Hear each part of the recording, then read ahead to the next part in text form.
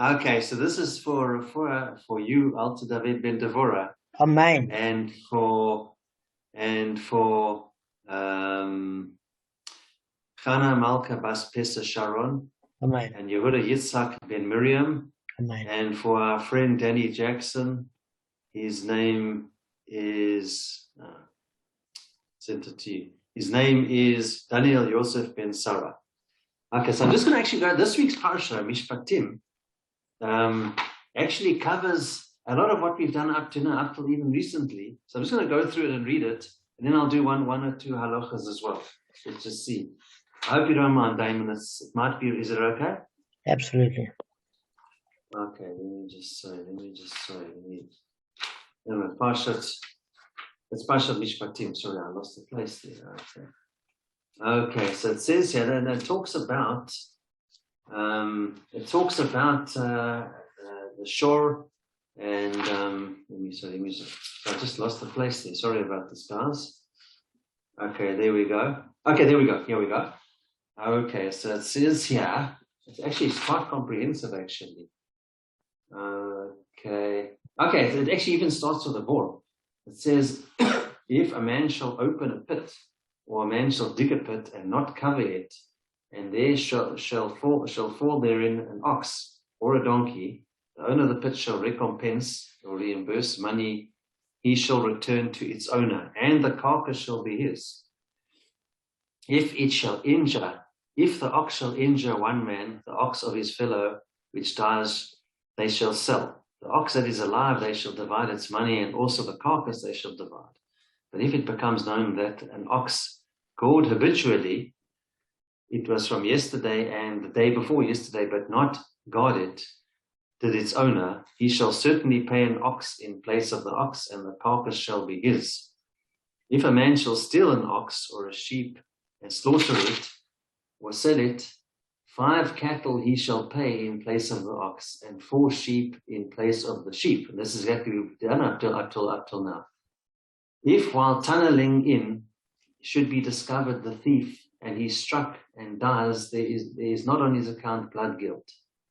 If the sun shone upon him, there is blood guilt on his account. Now that means if it is during daylight hours. I looked at the. So now that was the rule of Kim Rabba Mina, which first appeared in Sanhedrin, where if he broke into a house, okay, and by breaking into a house, his life was at risk because the homeowner's adrenaline would rush, and in order to protect his things, would kill the thief. So therefore, if the thief broke the barrel in that process of having his life at risk, he was not obligated to pay back for the damages. However, if he stole it and you could recover the cost, and he was back at home, he'd have to return the item. That was the law of Kim Leiperi Rabba Minay. But I never understood how he'd let the guy off the hook from damages when, in fact, he himself put his life at risk with an avera that he caused. Okay, I remember. Okay, can I continue? Just 4 minutes, another minute or two? Yeah, I'm just. Right. Okay, so it's exactly what we've done. So it's almost like Chazorah. I mean, you taught us. It's just okay. Okay. Let's just see. Okay, let's just continue this one. Okay, here we go.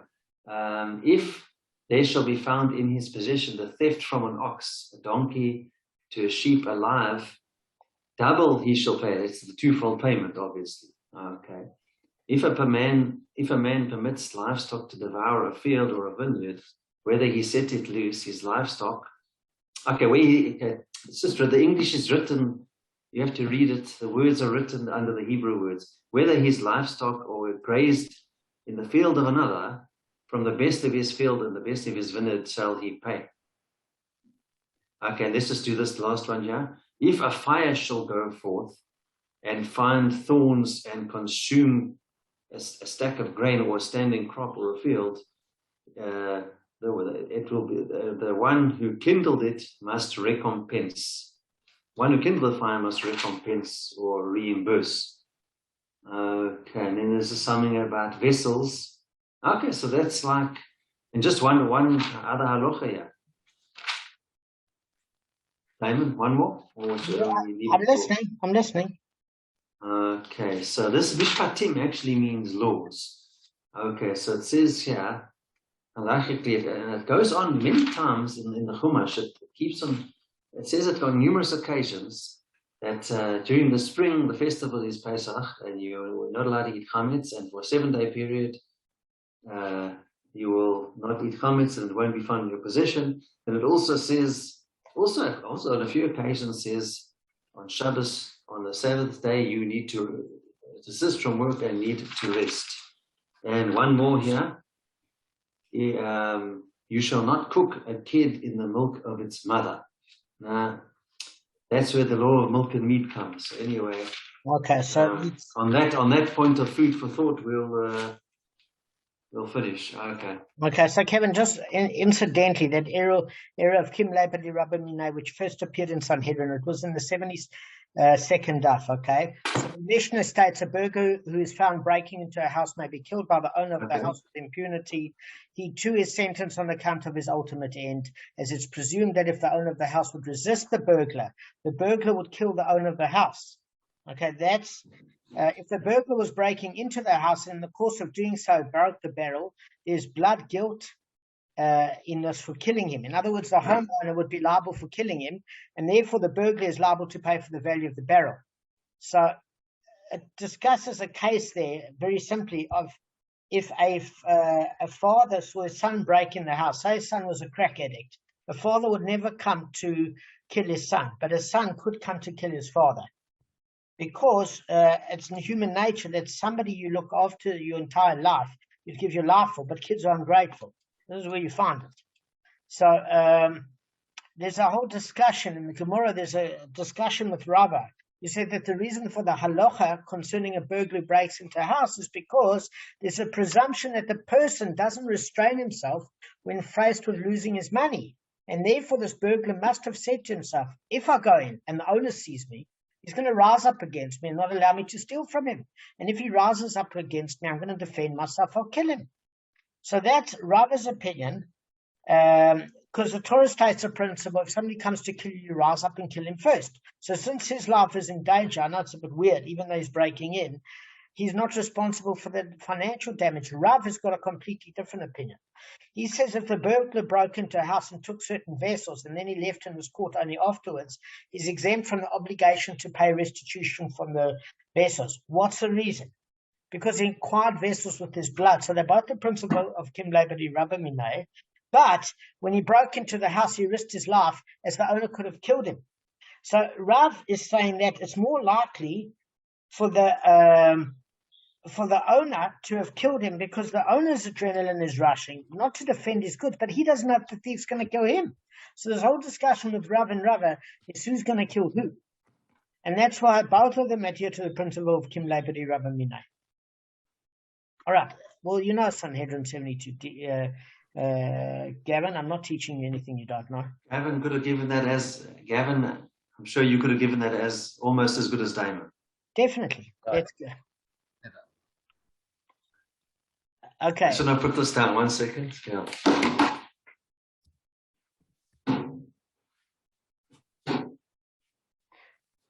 So interestingly enough, while Kevin's putting that down, Rav said that even where the burglar took the vessels and they're still extant, in other words, they are still in existence, there's not a case where he has to return it. But Rav said that he has to return it the minute he's out of danger.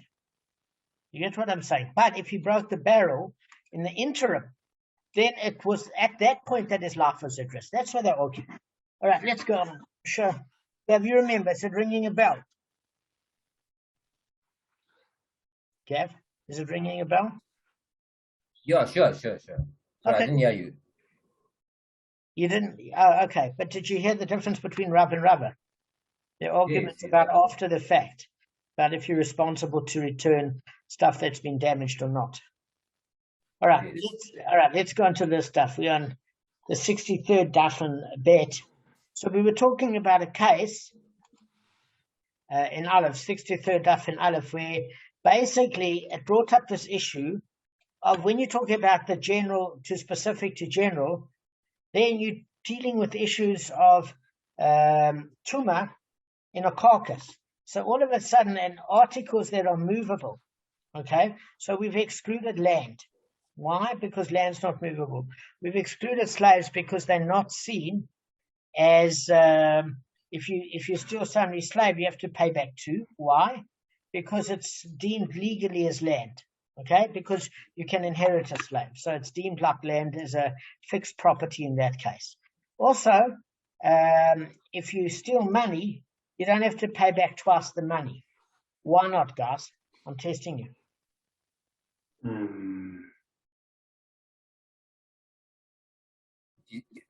If anyone steals money or what? No. Well, the reason you don't pay back twice is because in the case of money, you're dealing with a case where they're not stealing it for the Damon, can I ask you a favor? Can you repeat that? Because my phone's making so much noise in the background that I couldn't hear a word you were saying there. Okay. I've lost it. Danny, can you check it for a minute, please? Jeez, I can't hear anything now. I'm trying to listen. They're just yelling. Okay. So what I was saying is a promissory note, like an IOU. I don't know if it's the same for money, but I assume so. That isn't. It's not tangible value. In other words, you're not stealing it for the paper. You're stealing it for what the paper represents. So as far as that's concerned, that doesn't have a penalty payment. You get just same as land as well, for the reason that it's fixed property. So if you're stealing money, or you're a custodian that was given money and you came and it was stolen and you were caught that you lied about it, you have to pay back the money, but you don't have to pay back double. So there's only certain articles you pay back double. So we're trying to determine what they are. The fourfold and fivefold is clear. That's a sheep and an ox. That's clear. But the twofold, it says, well, hang on. We talk about objects that are movable, objects that don't have that have intrinsic value, not like money. That's a perceived value. And so we're saying, well, then if you're talking about movables, what do you talk about a garment for? They don't have legs. So the Gemara last time said that the garment is mentioned as an exception. If you steal somebody's garment, you pay the penalty of replacing that garment and paying the value back. But when you're talking about living creatures that are animate, it then would have to fall in the category of the specification, even though you're going back to the generalization. And how broad do you make the specification? In other words, is it too broad that you say, well, any living creature? Remember, we had this argument before. Or do you say it's a creature that only conveys tumah through its carcass? Okay? So that's where we left off. Now, what we're doing is we're saying, all right, because in this passage you must say that we expound each specific item mentioned in the verse as separate. In other words, it's a separate generalization, specification, generalization by itself. Whereas Arthur perfectly said, macro, micro, macro. Okay?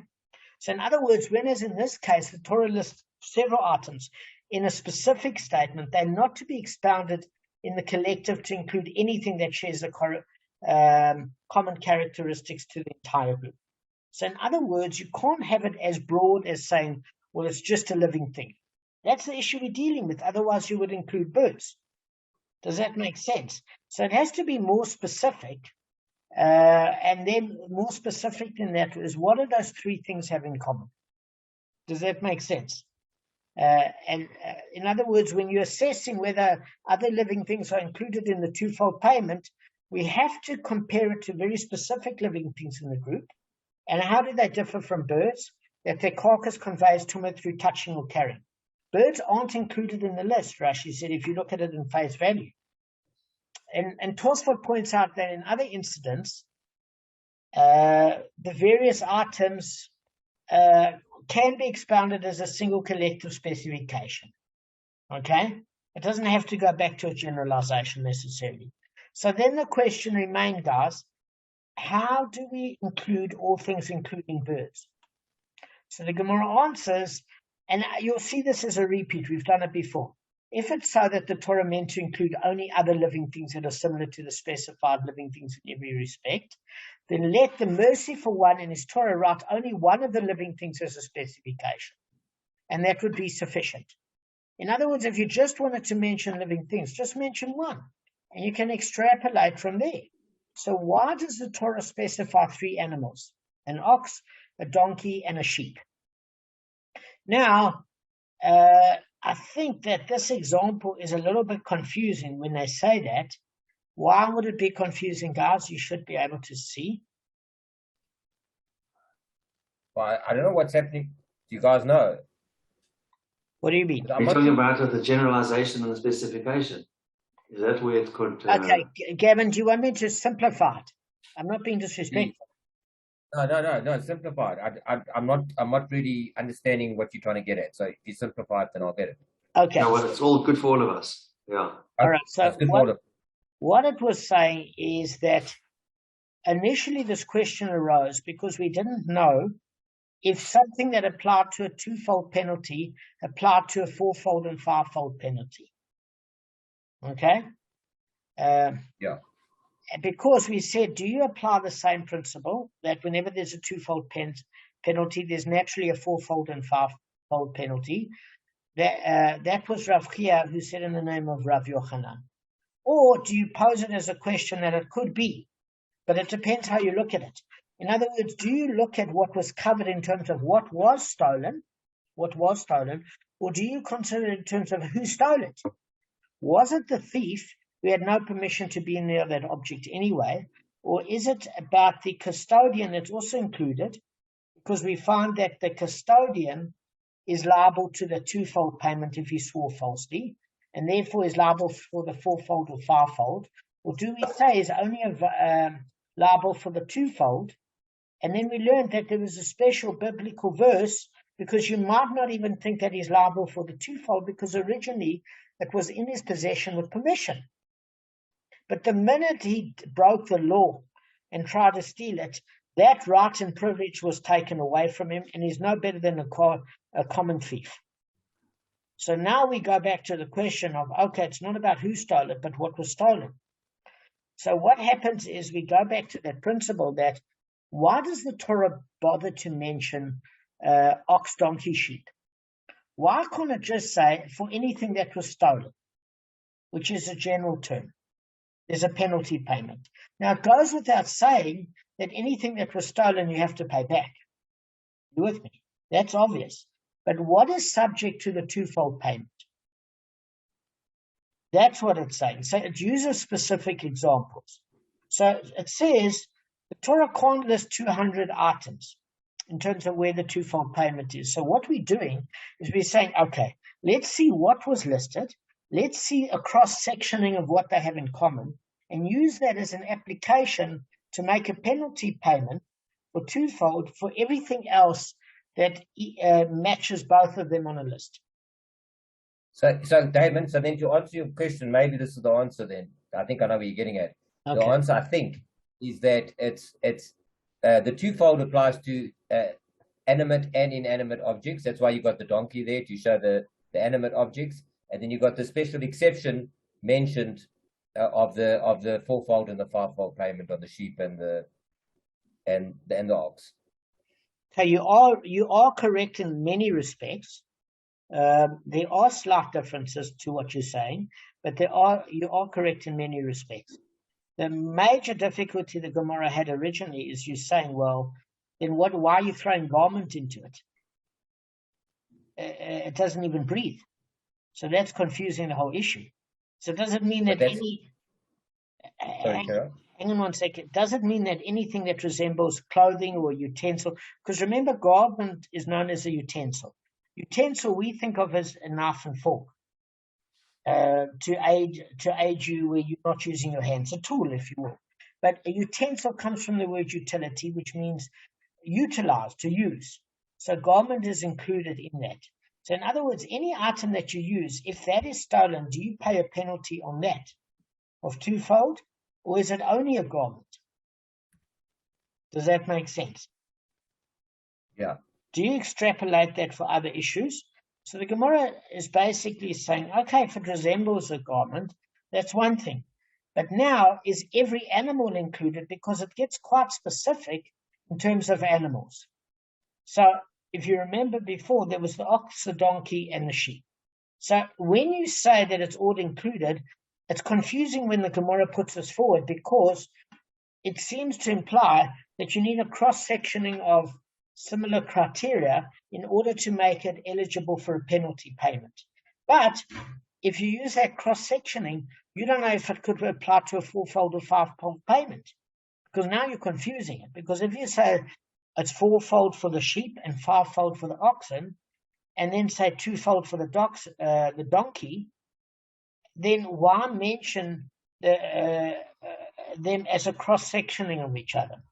So to take a very complicated issue and make it simple, what we said is that let's get certain things out the way. We've done this part of the daf before. Ox fourfold, sheep fourfold, ox fivefold. Okay, that's out of the way. Now let's look at the twofold payment and keep that relatively simple. So we said it cannot be every living thing only, because it says that the Torah mentioned one thing. You would know that anything that was stolen, there's a penalty if it resembles a donkey in that it's a living, breathing thing. Any animal could. The only time you get more stringent in your criteria is if you have another animal, because now the list gets more complicated. What do I mean? Say in the list I only had vertebrates, okay, something with a backbone. So therefore, all of a sudden, I can't use squid for payment. Somebody has a pet squid, or whatever the case may be, or somebody has a koi that's worth 5,000 rand, or whatever. Maybe you want to consider land animals. So the minute you have more than one animal, you're able to get a cross-section of common characteristics. So what we're looking for is the common characteristics at which you make the twofold payment. That's the point that we're at now. If you only mention one animal, it makes the category very broad. Not as broad as saying I'll cover your insurance for everything, but certainly broad enough to say any living thing. The minute you mention another animal, then you have to say, well, what's excluded? What do these two listings not have in common? And whatever animal does not have in common with those listings means it's out the picture. In this case, birds. Because what is an ox, a sheep? Let's not talk about for the fourfold and fivefold. Let's just talk about an ox, a sheep, and a donkey. What do they have in common? That there's a penalty payment. But what else do they have in common? Is that their carcass conveys tumah through touching or carrying. And a bird doesn't, for some reason. Ask me why a bird doesn't. I have no idea. A bird doesn't. So it seems that if you stole my chicken, you stole my turkey, you only have to replace the turkey. I don't get Thanksgiving and Xmas. I just get Thanksgiving. And I give Thanksgiving for the Thanksgiving. But that's all I get is one. I don't get two of them back. But Damon, it says that... So you before me, Arthur? You go first. It says you can contract tumah from a bird via the throat. Is that after you've prepared it and eaten it and swallowed it? So that's if you. What does that mean? That means if you ingest a kosher bird without shchita, you can literally get tumah through ingesting only a kosher bird. Even if it's cooked. I mean, obviously, if it's cooked. Yeah, you'll get salmonella if it's not cooked. That's a different problem. That's a bonus. It's a bonus. But don't let that statement confuse you, because it is a confusing statement. Just know that birds generally don't have the same characteristics. However, Arthur was going to ask something. Sorry, Matt, what were you going to ask? So what you're saying is any animal like a cow or whatever that let's say is not shechted correctly carries tumah. No. Only if it's shifted correctly. That's a brilliant question. Hang on, Arthur asked a brilliant question. I'll tell you why it's brilliant. Because there's two types of creatures. There's domestic and wild. Okay. There's a behemoth, which is domestic, and a chaya, which is a wild. Now you're saying, well, how can wild animals have ownership, maybe, so that you'd have to pay for the damage? So I'll tell you why. Is that we learned very clearly that if a person decides to keep a lion, because people won't steal his bucky if he's got a lion there that's especially hungry. It's a wonderful deterrent that even though it's a wild animal, if he's personally got it there to protect his things and he owns it, you have to replace it, even though it's wild. So the thing of it is whether an animal is kosher or treif, the minute the carcass, the animal dies, if the carcass conveys tumah through touch. So how do we eat food then? How do we eat food? That's an excellent question. So, the Nevalis, I'm going to explain to you now. Nevalis is that when you shecht an animal properly, the carcass doesn't have tumah, but it has to be a kosher animal and be shechted in the right way. Any treif animal that's shechted, that's not shechted. Say you've got so treif animal, kosher animal, they all have tumah and carcass in their carrying. The only thing that doesn't no longer have tumah is a kosher animal that's been shechted correctly. And where did we learn this? If an animal fell down from a pit, do you remember, and broke its neck, then you can't use it. We learned that already. So Arthur's looking for the common characteristic. It's not just talking about a living creature. Why? Because then you only have to mention one animal and it's that broad. Now, the minute you mention other creatures, they now have to have a cross-pollination of common characteristics. So what common characteristics? If I say to you, for example, a squid, and then I say to you a bat, and I say to you a dog, then you know it's land creatures, sea creatures, vertebrates, invertebrates. It's very broad. But now, if you start to see that it's only animals that are either domesticated or have a vertebra, or maybe, you get snakes. You've got viparous and oviparous snakes. You know what an oviparous snake is? And viparous. Like a viparous, like a viper. No. The one lays eggs, the other one lays. Okay, sounds okay. No, live hatchings versus. You can ask any herpetologist. The one is live, and the one is eggs. So, in other words, what we did here is we're having a cross-pollination of characteristics to look at the common characteristic. So it's too broad just to say living things. So what do all those animals have in common? The ox, the sheep, and the donkey. It's animals that their carcass conveys tumah through touching or carrying.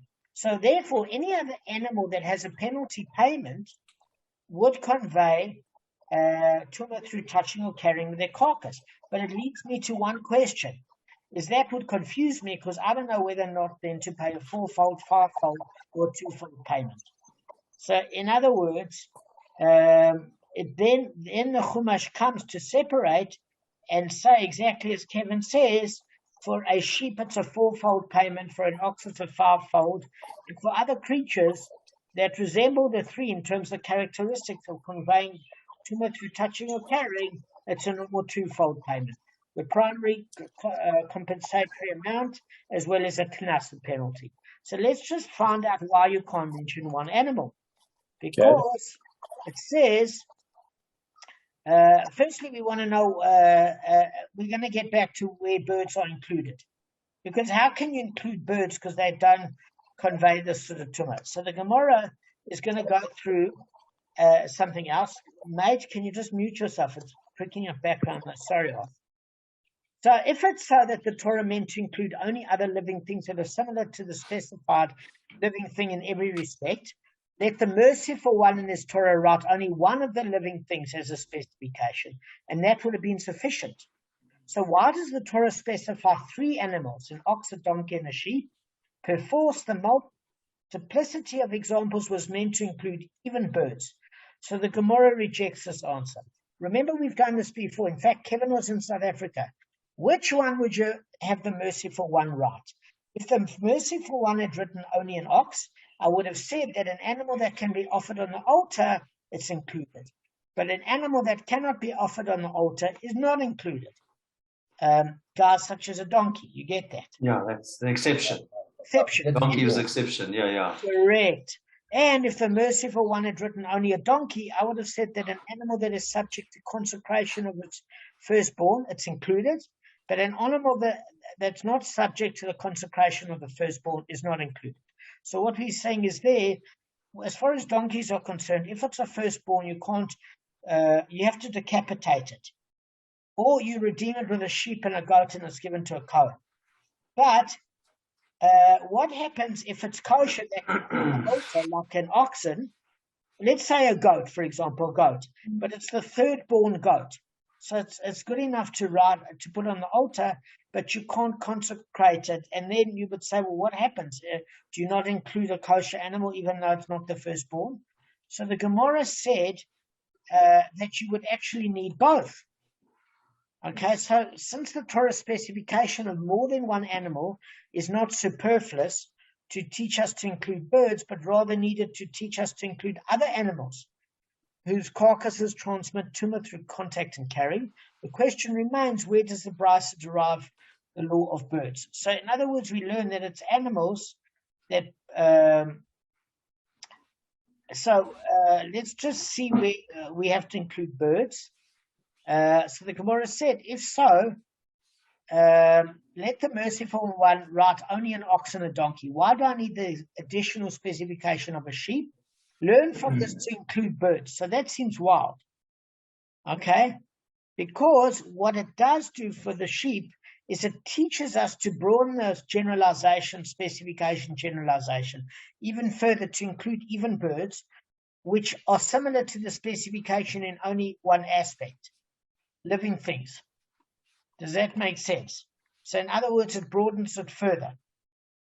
Okay, that's how birds seemingly to be covered, but we've got a problem because the Gemara says, so let's say that if you added a sheep, it includes only kosher birds. Why? Because a sheep is kosher. So you say, well, how does that include then treif birds?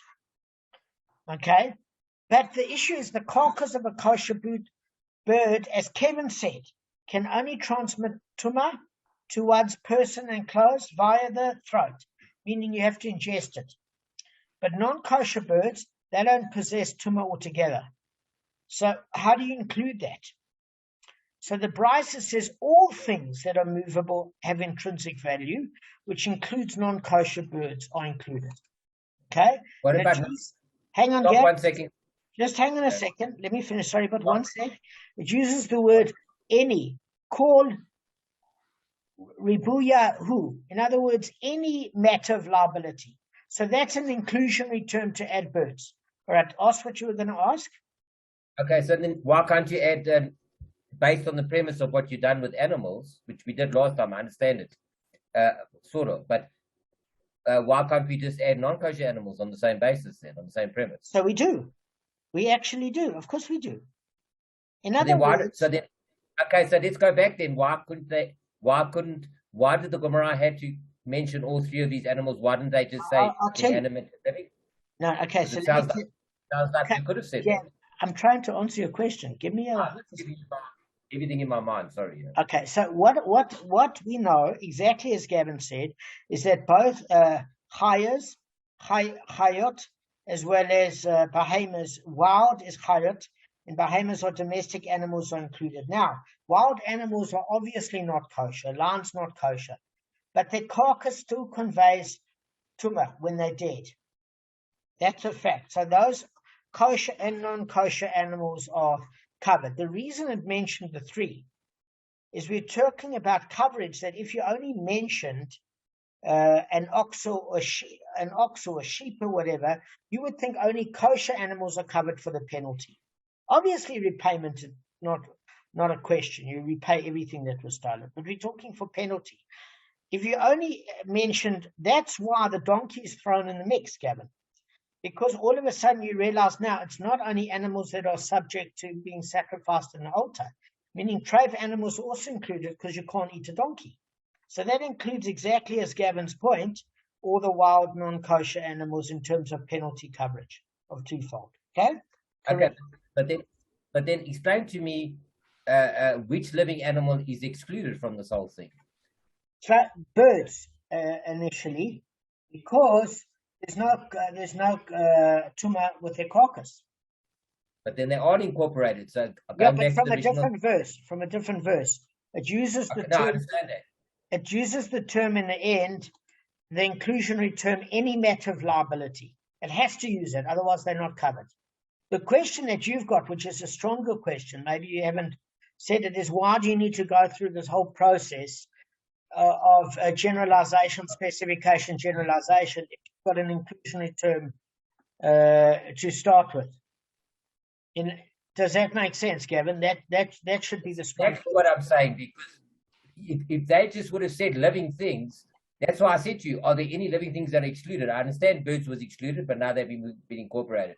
But it's basically all living things. There's no need to mention any of those things. You may as well just say all living things without having to go through this whole expounding exercise. Okay, so I agree with you, but the reason that I think it is mentioned, I'll speak to Rabbi Cohen about it, is maybe there's this, you sort the hidden things, Kabbalistic things that we don't know, and many lessons to learn from the Gemara that might have different other lessons that isn't only applying to damages.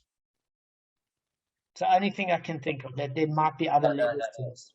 No, fair enough. As long as I'm not the only one who's thinking that. No, you know, I thought it too. I thought, like, why go through a generalization, specification, generalization? Birds come in, birds go out, things that breathe, things that go on altars, firstborn, yeah, because not firstborn. And then you've got an inclusionary term in the end. I get it.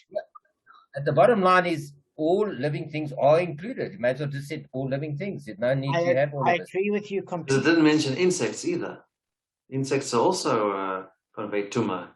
Yes. Well, I don't see anybody collecting an insect of value, because these are you forgot to mention these are laws of damages. Now, hang on, Kev. These are laws of damages. So you stole my rat. Well, rat's covered because of tumah, but you stole my ant. I want a penalty for the ant. I don't know. I don't know what you would say about insects, man. Dance.